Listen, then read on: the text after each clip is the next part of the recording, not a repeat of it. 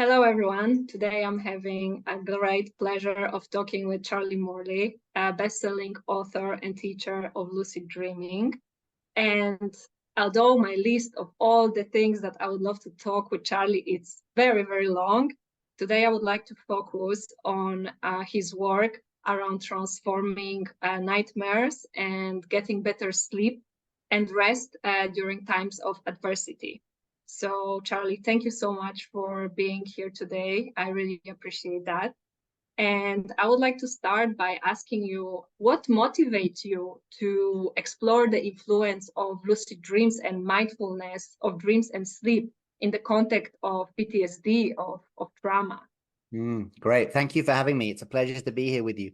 Good question, and actually a great question and an easy to answer question. My genesis with lucid dreaming, the way I first got into it was through nightmares. I had been having lucid dreams as a child, and then as a teenager, I taught myself how to do it, but I was just messing about, sex and skateboarding and flying about. But then when I was 17, I had a really traumatic experience with a drugs overdose, and I had a full-on near-death experience, which now I think I would love to have a near-death experience with all this awareness of Buddhism and consciousness. I might find it, I might be able to gain some benefit from it. But at 17, it was not. It was deeply, deeply traumatic, and it had a profound impact on my daytime consciousness and my nighttime consciousness. And the nighttime, it was nightmares, which I now realize were classic post-traumatic stress disorder trauma nightmares, and the daytime panic attacks, anxiety attacks.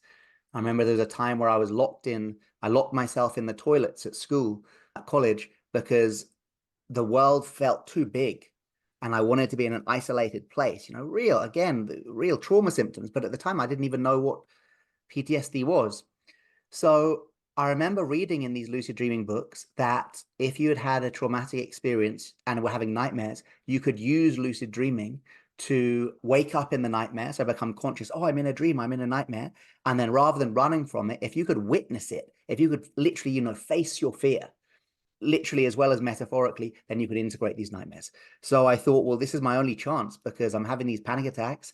If I tell someone what's going on, maybe I'll be, hospitalized or something. So I thought I'll try it with lucid dreaming. And I would have these recurring nightmares. And then one of them, finally, I did manage to get lucid, but it was too much. I knew I was dreaming, but I just couldn't face it. It was too scary. But then maybe after the third or fourth one, I became lucid and I turned to face the fear. And I remember going, okay, I see, it's my mind. And just that statement of witnessing, seeing that it was my mind, transformed the nightmare. And as it transformed, I felt this shift. Like in the dream, I knew I am never having that nightmare again. It was so obvious, the transformation of it. And I woke up and they stopped, and the panic attacks stopped and the nightmares stopped. 4 months of post-traumatic stress disorder nightmares really cured in one lucid dream. So right from 17 years old, I knew the power of this. And then I got into Buddhism, and I ended up living in a Buddhist temple, a Buddhist center for 7 years, and found out that lucid dreaming has been used for 1,000 years, not only as a spiritual practice, but within that spiritual practice, directly used for integrating trauma. Now, the Tibetans don't use that particular word, but it's very clear when you see the instructions. They tell you to kind of face fears and call forth things into the dream that scare you as a way to integrate fear. So right from the beginning, I've had an interest in it. And when I started working with military veterans and traumatized populations about 7 years ago, I felt I was in a unique position to when they told me about their nightmares, I could not only empathize, but I could understand. I was like, yes, I know that. And I know that fear about going to sleep. And when you look at the bed, it's not even a relaxing place because the bed is where these torturous nightmares come. I felt that I could really connect at a very personal level. And what we found was that the techniques that I've been teaching worked very well for integration of nightmares. And then not only for nightmares, but we did a study looking at could these lucid dreaming techniques be beneficial for people with post-traumatic stress disorder. And the science group called the Institute of Noetic Sciences wanted to do a study on lucid dreaming for trauma. And I assumed, oh, you want to see if lucid dreaming can stop people's nightmares? I was like, yeah, it can. Let's do the study, but there'll be many before. And they went, no, we want to see if lucid dreaming can affect people's waking state post-traumatic stress disorder symptoms. And that I was interested in because I thought that's never been done before. And I don't know if it's possible. I know lucid dreaming can stop nightmares, but could it actually stop the panic attacks, the anxiety, the depression, the waking state symptoms? And it turns out it did. And not only it did, but it did in a remarkable way. We had a 1-week trial where my job was to teach people with no lucid dream experience, but everyone in the group had post-traumatic stress disorder, chronic. They had to have a high PTSD score, which is a bit arbitrary, but it's a way of kind of rating trauma, essentially. They had to have a high PTSD score to get onto the study, and most had no lucid dream experience. And we found that in a week, the majority had a lucid dream, which was amazing. And of those, the majority had what classed as a healing lucid dream. So they were able to become lucid in their nightmares and either turn to face the fear or become lucid in a normal lucid dream and call into the lucid dream a traumatized aspect of themselves, which they then showed love to by hugging it or healing it or sending energy to it. So many different kind of ways they did it. And at the beginning of the study, people had their PTSD score taken. And at the end of the study, they had the PTSD score taken. At the end of the 1 week, the average PTSD score had dropped so low, it was beneath the threshold for medical diagnosed PTSD. So the scientists thought there was actually a problem with the data collection. They literally couldn't believe the results. And kind of neither could I. I was like, I don't know, man, that's pretty extreme. Check again. So they checked again. And then they said, okay, we're still getting the same results. So let's do a 4-week follow-up study to see if maybe it was just some magic you guys created that 1 week. Maybe it's not going to last. So 1 month later, they took the PTSD score again, and it actually continued to go down. It was 1 point below. So they concluded that by end of the study, 85% of the people who came onto the study with chronic PTSD were no longer classified as having PTSD, using the DSM-5 medical model for self-report post-traumatic stress disorder. Now, 15 years of teaching lucid dreaming, I've never seen results like that. And we actually struggled to get them published because the results were kind of so audacious. But eventually, once we completed the 100-person randomized control and got similar results, then people were ready to publish. So that got published in the Journal of Traumatology in July 2023. So people can Google that and find it. And the great thing about this study is that it shows that anybody with no lucid dream experience and high levels of post-traumatic stress disorder can use lucid dreaming to greatly decrease their post-traumatic stress disorder symptoms. It's free, it's non-medical, it's non-invasive. Anyone can do it, and you do it in your sleep. I mean, that literally sounds too good to be true, and yet we now have the proof that it is absolutely as true as it is good. Yeah, it's incredible. The results of this study, I was looking into it, and really mind-blowing. And what comes to my mind is like what you said, it just sounds too good to be true.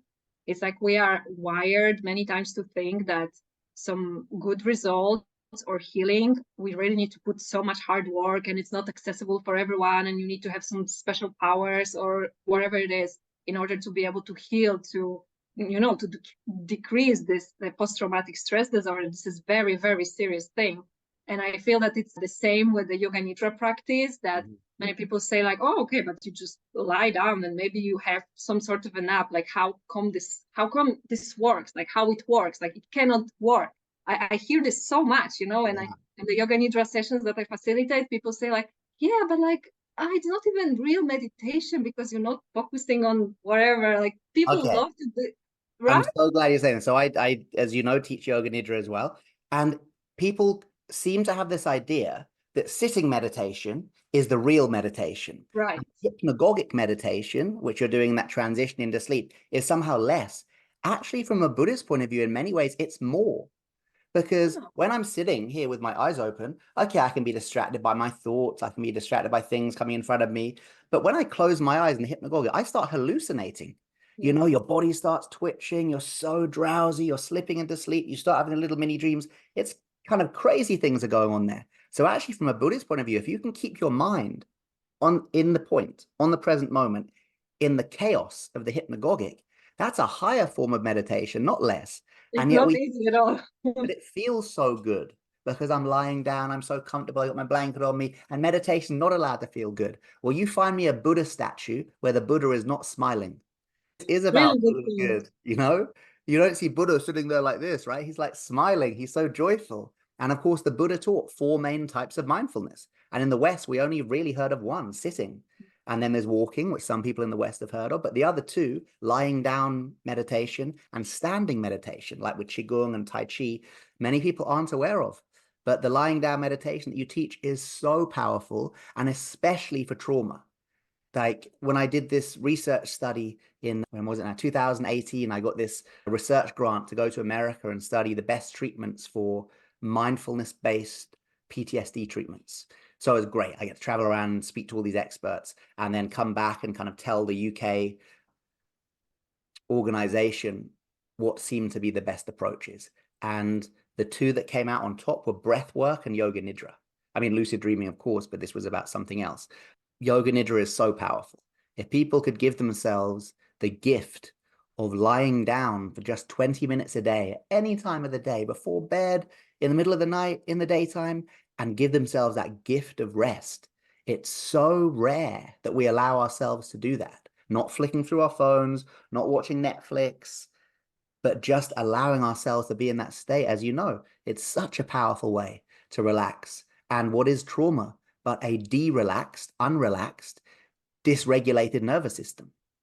Like, Yes. we think that trauma is a mental thing, and of course it is, but the way it expresses itself is through the nervous system. And if we can bring the nervous system into balance through these practices, then a lot of the mental conditions, the mental symptoms of post-traumatic stress disorder dissolve. It's so important what you just said, because many times we think that it's just our mind, ruminating and the memories and stuff, but it's actually so much more going on. And as you explained, these 5 pillars that can help us to transform the trauma, sleep better. I really love that you really take it holistically, and you also bring breath work to it and yoga nidra to it, right? And even sleep education, which is something that we could talk in itself for hours, because until we even arrive to this moment of sleep, and this is something that you said on the workshop in July that I attended, that really struck me, is that people imagine that they just go to sleep, lie down in their bed, and the magic happens, and they're just gonna sleep and wake up in the morning like fresh and happy. And I never really thought about it this way, but it's so true that the quality of our sleep, or what we can achieve during our sleep, how we can regenerate, heal, the type of dreams we're gonna have, it's actually already starts during the day. Can you talk a little bit about that? Yeah, exactly that. I mean, let's look at these. I mean, this is interesting. So we're talking about the benefits of yoga nidra. Maybe people are listening to thinking, but what is the neurological benefit? How does resting during the day help me sleep better at night? So let's look at the actual biology of this. It comes down to this thing called the parasympathetic drive system, which is, imagine kind of like a rechargeable battery in the brain, which charges up every time you do something relaxing. Anytime in the day, maybe you sit, you have a cup of tea, that's charging up the parasympathetic drive battery. And by the time you go to sleep, when you go to sleep at night, the ease at which you fall asleep and stay asleep is based upon the amount of power in the parasympathetic drive battery, which is why, in a nice example a lot of people relate to, people tend to sleep better on holiday. Now, of course, if you've got like lots of kids with you and stuff, maybe you don't sleep better on holiday, but generally on vacation, you're relaxing more during the day. So because you're more relaxed during the day, at night, you've got more power in the parasympathetic drive battery and you sleep better. Now, every time you have a sip of tea or you relax on the sofa or something, yeah, you're charging up that battery. But the best way to charge up that battery is 20 to 30 minutes minimum a day of deep relaxation. Not quite sleep though, just deep relaxation. And the deepest relaxation we can have just before sleep is yoga nidra, is the meditation of the hypnagogic state on that point just before sleep. So if you do that, then when you go to sleep at night, even if you've done the yoga nidra at like 10 o'clock in the morning, that battery is still charged up. This is why, as I'm sure you know, maybe on these yoga nidra retreats where you do 5, 6, 7 sessions of yoga nidra a day, and then it comes to the nighttime, you think, how am I going to sleep? I've been lying down all day. I haven't expended any energy. And then everyone sleeps so well. And then when I saw the research on parasympathetic drive, I was like, there's the biological reason for that. So as you say, if we want to sleep well at night, it begins with how much rest we can give ourselves during the day. And I think often we have this kind of sleep hygiene approach, which just doesn't work.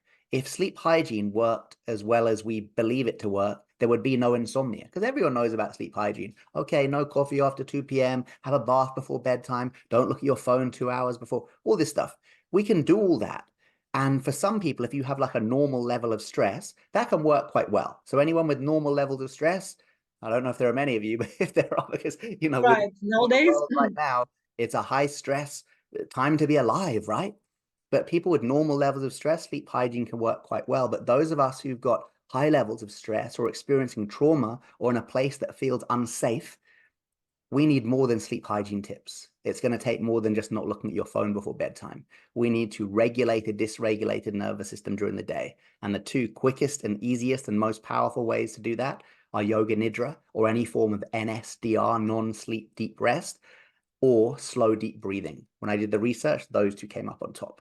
And I mean really slow, like 75% slower than I'm breathing right now, ironically. About 15 breaths a minute, which is said to be normal. But if we can slow our breathing down to 5 breaths a minute for, again, just 20 to 30 minutes a day, it has a profound impact on our nervous system. And for anyone listening, you're thinking about 5 breaths a minute, that's so slow. That's unhealthily slow. No, the way we breathe today is unhealthily fast. We have never breathed as fast as we breathe today. Even just 40 years ago in the 80s, when I was born, the average breath rate for an American adult was 7.5 breaths a minute. So what has happened in the last 4 decades to double our breath rate? And for us to think it's normal to breathe at 15 breaths a minute, there's nothing normal about it. Your grandparents did not breathe at 15 breaths a minute. That was classed as hyperventilation. The average American breath rate in 1945 is 5.2 breaths a minute. That's nuts. That's, you know, we're breathing so fast today. And so many of the ailments we've got, I'm not going to say they have been caused by fast breathing, but they are undoubtedly exacerbated by fast breathing. So one of the best gifts we can give ourselves is to slow down the way we breathe. yeah. And once again, sounds very simple, right? And it is so powerful. And again, this simple techniques that everyone can implement. And I love it about your work and your research and this wonderful book, Wake Up to Sleep, that you wrote, is that everything that is there can be practiced by basically almost everyone, I would say, everyone and anyone. That's really good you've seen that. And that actually comes out from where the book came from, because the book was based on a workshop I developed for British military veterans and the British serving military. So these had to be exercises that either veterans with high levels of trauma could do at any time of day or night, or people actually in the military field could do. You know, when we did the online courses, you saw when people switched their cameras on, there was like camouflage netting. And I was like, whoa, people are doing this course. They're actually on operations now in somewhere. They couldn't tell me their location, of course. But because of that, because these techniques have been developed for that audience, when we now apply them to the civilian population or non-military population, we find they're so accessible because they had to be made accessible for people who are working in the military. So yeah, that's a real kind of one of the key aspects of this. Could you explain how people, maybe someone that is experienced nightmares, could learn how to become lucid within the nightmare and face the fear, as you said, transform, integrate the nightmare? Like, I know that for some people it comes more natural, for some people maybe it will take a little bit more time, but again, I believe that almost anyone, again, can lucid dream. Yeah, so the first thing to know is that children naturally lucid dream. So everybody listening to this, if they think I've never had one of these dreams where I know that I'm dreaming as the dream is happening, they probably have. You know, several studies have shown that lucid dreaming is frequent in children ages 6 to 16. So it seems to be a factory inbuilt thing that we forget how to do.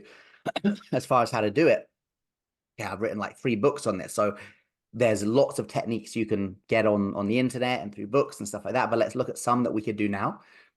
Some things that people could start today. The first thing we need to do is have a dream plan. So decide what you want to do in your first or next lucid dream. So for someone who's got nightmares, the first thing they could do is I would ask them, if tonight you have that nightmare, but in that nightmare you become aware and you know, wait, I'm inside my mind. I'm in a nightmare. I'm totally safe. What would you do? And they might say, okay, let's say they're in a car crash, the recurring nightmare about a car crash. Oh, I would pause the dream so the car stops before it hits the wall. Okay, great. So I want you to write that down. I want you to draw a picture of it, and I want you to write your intention for the dream. Or They might say, oh, I'd make the car fly into the sky so it doesn't hit the wall. Okay, great. So I want you to draw that, write it. So you make this kind of dream plan. Or even better would be if someone said, well, if I knew I was dreaming, I would allow the car to hit the wall, knowing that there's no car, there's no body, there's no death. I'm completely safe in my bed. That would be the kind of ultimate integration. Maybe not for everyone, but maybe not everyone's ready for that, but that would be the highest. So make a dream plan. The second thing to do is to train yourself to remember your dreams. So everybody dreams, whether you know it or not. It just depends whether you remember them. But if you fall asleep tonight saying over and over again in your mind, tonight I remember my dreams, I have excellent dream recall, then that hypnagogic state as you fall asleep is a bit like a state of hypnosis, as you know. So you can implant these kind of hypnotic suggestions to remember your dreams. So that'd be the second thing. These are called the 4Ds. They all begin with these. So dream planning, now dream recall. And the third one would be keeping a dream diary. So once we implant the suggestion to remember our dreams, to wake up and write down our dreams. Writing down our dreams is really good for us. And I'm not talking about dream interpretation. They found that when people who are suffering from nightmares or anxiety dreams, they often wake up and the anxiety is like still in their body, even if they don't remember the dream. So if people are having nightmares, the feeling, the body keeps the score, right? So they did this research where they taught these people how to remember their dreams, and then they got them to start writing them down or speaking them out loud. And what they found was when people started remembering and writing down their dreams, it led to higher levels of mental well-being in the waking state because, and I quote, the act of writing down the dream or speaking it out loud discharged the emotional energy of the underlying dream experience. So it basically kind of moved it from the body, this anxiety, down onto the page or out of their mouth. So it's very powerful to do this. It's not about dream interpretation. That's a whole different thing. And if you're into it, fine. But this is just the act of witnessing. You know, I see my process. And especially if you have nightmares, write your nightmares down. We have this crazy thing about, oh, never write down or I've heard this crazy thing. Never write down a nightmare. You will manifest it into reality. Oh, come on. This new age bullshit based on nothing. This fear-based paradigm that if we write it down, it's going to manifest it. The opposite. When you write it down, you witness it. And what is a nightmare? A nightmare is a dream that is shouting. It is shouting for your attention. It's saying, hey, over here, there's trauma, there's trauma. The nightmare is trying to help. So when you write it down, the dreamer, that part of you that creates the nightmare says, oh, you've witnessed me. You've written it down. Okay, great. I don't need to give you that message again. So definitely write down the nightmares. And then the third thing is once you start to write down your dreams, you can start to be aware of what's called dream signs, which are things in your dream that could indicate to you that you're dreaming. So let's say tonight you have a dream and you wake up in the morning, you write it down. And in this dream, you saw your dead grandmother, and then you were friends with Barack Obama, or all this crazy stuff. And you think, okay, well, look, these things could indicate I'm dreaming. So if I see my granddad again, my dead granddad, I know that I'm dreaming. Or if I see Barack Obama, I know that I'm dreaming. The act of consciously recognizing these dream signs in the waking state creates a lucidity trigger. You don't even need to set it. It's now subconscious. I now have a subconscious association between Barack Obama and dreaming, between my dead grandmother, grandfather, whatever I said, and dreaming. And once you start to create these associations, then before bed, you remind yourself, if between now and breakfast, I see Barack Obama, I know that I'm dreaming. Or if between now and breakfast, I see my dead grandmother, I know that I'm dreaming. And those triggers, they go off. So the next time you dream of your dead grandmother, boom, something's triggered in the mind and you can have a lucid dream. So those are kind of 4 basic techniques that people could try tonight. Again, something that everyone can do. Yeah. Really And it's recommend. fun.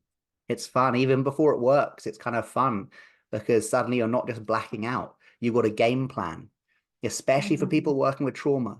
And I know that horrible feeling of when you look at the bed, you don't want to go to sleep because you know the nightmares are coming and you feel so helpless. Now you're not helpless. Now you have a game plan. Now you have tools, you have techniques. You're like, oh, okay, I know what I'm doing now. I can go in there with a sense of empowerment rather than disempowerment. Wow, that's amazing what you just said, because this powerlessness, as you say, like, oh, I dream it, I don't have control over it, I can't do anything. But if you go with this mindset, like, oh, I did a plan, I wrote things down, I'm like preparing for whatever is happening at night, there is this sense of conscious action. It's amazing. And what would you say to a person that wakes up in the middle of the night startled, maybe remember the nightmare, maybe not, maybe just the heart pounding, fast breathing, can't go back to sleep. Are there any simple techniques that we would recommend? Yeah, the breathing techniques for then.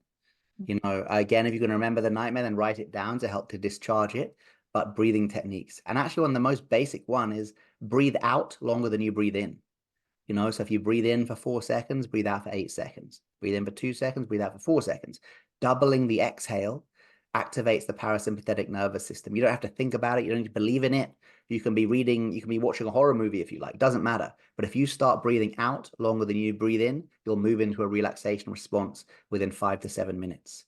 So these breathing techniques, again, you don't need to believe in them. I'm not asking anyone to have any faith in anything, but if you breathe in that way for a few minutes, you'll move into relaxation. Yeah. Right. And the last thing I would like to ask you about, it's actually about the beliefs, because I feel this is something very important. Many times I hear from people saying, okay, I have nightmares, but I don't believe I can't really do anything about it, or it's too strong, or my PTSD is too bad. Like, there is this feeling of powerness, this belief in the power that our dream, our nighttime journeys, that the healing, the power they really have. What would you say to a person like that? Because sometimes I really struggle to find the right ways to, I don't want to say convince, but maybe to put a seed to change this perspective that maybe dreaming is irrelevant, I can't do anything about it. And you've heard it before for sure as well. Yeah, I think the first thing to know is that nightmares aren't bad. You know, we have this idea that nightmares are bad. In the English language, you even use nightmare as a synonym for a disaster. Oh, my Right. journey to work today was a nightmare. You know, this person at work, they were a nightmare. It's like we have this idea nightmares are bad. Nightmares are so good for you. They are so good. If we didn't have nightmares, we would move into trauma-induced psychosis after every minor trauma we experienced. And we know this because there can be terrible tortures that people do by stopping them dreaming. That's a whole other conversation, specific dreaming. So thank goodness for dreaming. If you are having nightmares about traumatic event, that is what is supposed to happen. In the same way as when I cut my arm, it is supposed to coagulate into a scab. You know, what is a scab? A scab is a protective barrier over the wound that allows healing to occur beneath the surface. That is also the definition or similar definition to a nightmare.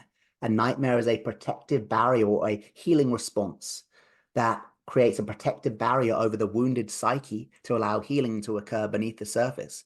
I've heard psychiatrists tell me that in some cases, they're more concerned when a client does not have nightmares after a traumatic event than when a client does. I'm not saying you have to have nightmares, but if you are, that's completely normal. So the first thing to do is to reframe that idea of nightmares. And the second thing to know is absolutely you have a say. You know, look at how what you do in the daytime can influence your dreams.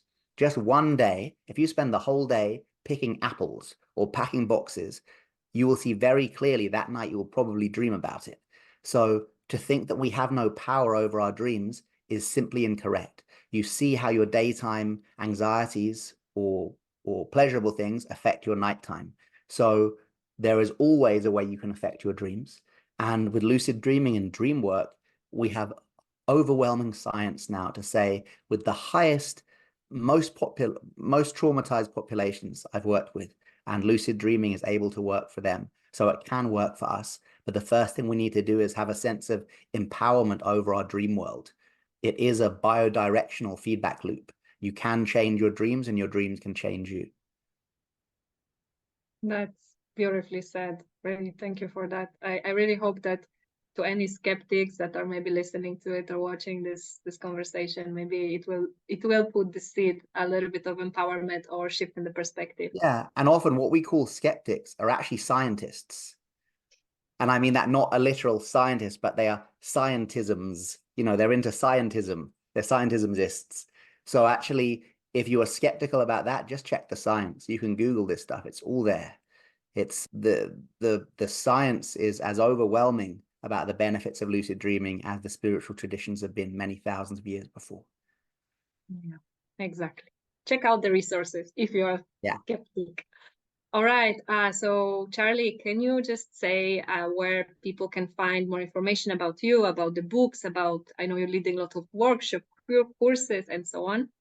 Yeah, sure. So my website, charliemorley.com, and my Instagram page and Facebook and stuff like that, you'll find me. All right. So thank you so much for this conversation and for sharing your wisdom. And to everyone who is maybe would like to go more in depth about some of the stuff that we talk about, I really recommend the Wake Up to Sleep book, because it has a lot of practical exercises and explanation and scientific backup to many things that we spoke about today. So yes, so super recommended. And I wish everyone better sleep and better ways of perhaps knowing how to handle challenging dreams, nightmares, and insomnia. Brilliant. Thank you so much. It's been a pleasure. Thank you, Charlie.